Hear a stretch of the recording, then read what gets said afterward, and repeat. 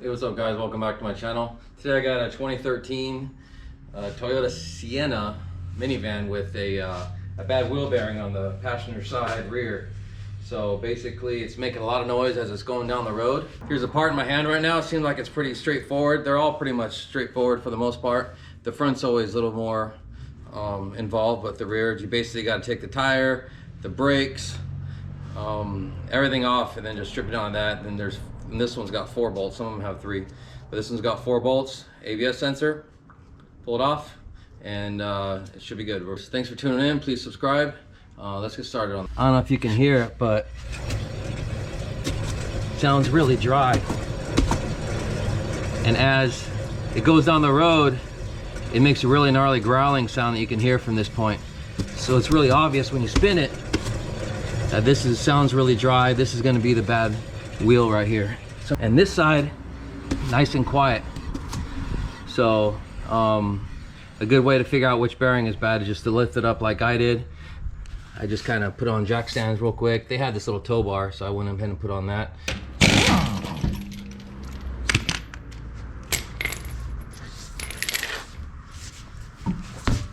This particular one has some weird little cover on it, so I just use a pick tool to pry it up, pry it off. There we go. There we go. There we go. Perfect. So once you get that cover off, it's just kind of like a regular deal. You just got to pull back on it, but sometimes it fights you because it hasn't been disconnected in like 10 years, right? So that's when I put something behind it as I'm lifting it and just gently pull up on it with this pick tool. And then I heard a little click, and then I knew it was free, and so I pulled it out. So next, what I'm going to do is I got a 17mm. I'm going to take off the bracket, and then I'll take all this off at once. I'm not going to separate the bracket from the caliper. Usually if there's not really much of a lip, but there's really much on one, you should be able to pull it out without kind of having to mess with it too much. So I'm using a wobbly extension, by the way. It helps me get in there because it's kind of, the shock is in the way. There's that one. Oop, look at that, bam.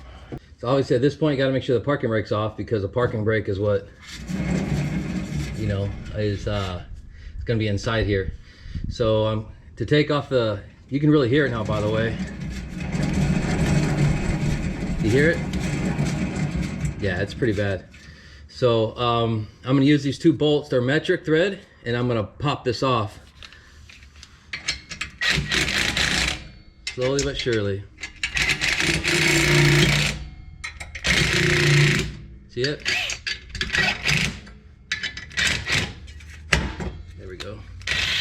Pull them out. There we go. Perfect. So basically what I'm going to do is I'm going to get these nuts out. And the nuts are holding in the hub, and it's going to come out like this. Well, lucky me, it's 17mm, just like that back bracket, so I didn't have to change the sockets at all. So I'm going to take them off real quick. 1. Oh, I'll get it later. 1, 2,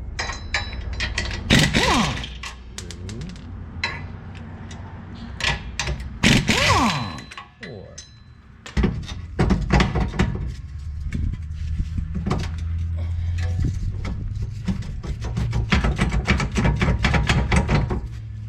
I don't want to take this bracket off with it. I'd like to leave that up there if I can. I don't see any reason why it shouldn't separate. Sometimes these things have been together so long. This little bad boy right here. There we go. Oh, look at that. Perfect. So this bad boy gonna slide right in there. There we go. Get started with my fingers.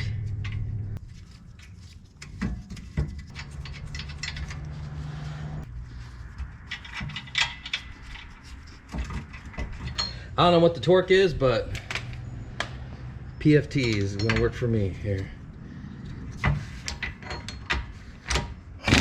Oop, wrong way. Do a cross.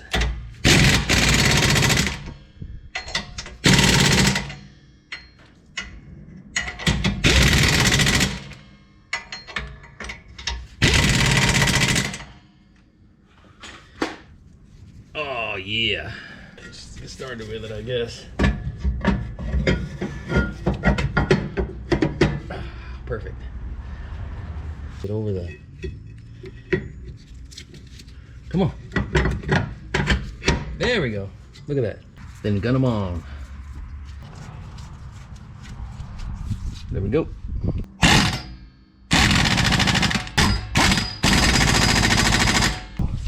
So I always want to make sure that it still spins freely. You never know. Sometimes something could bind up when you're putting it on. You gotta look at it, make sure you didn't do anything wrong. But always double check your work. And then now, the easy part. Let's plug this bad boy in. Hear it click. And you gotta take this cover. You gotta make sure you put it back, kind of like how you took it apart here. Reroute the cables to exactly where it needs to go. I need 2 hands for this. There we go. I get 2 hands for this one here. Making sure I'm doing it right. There we go.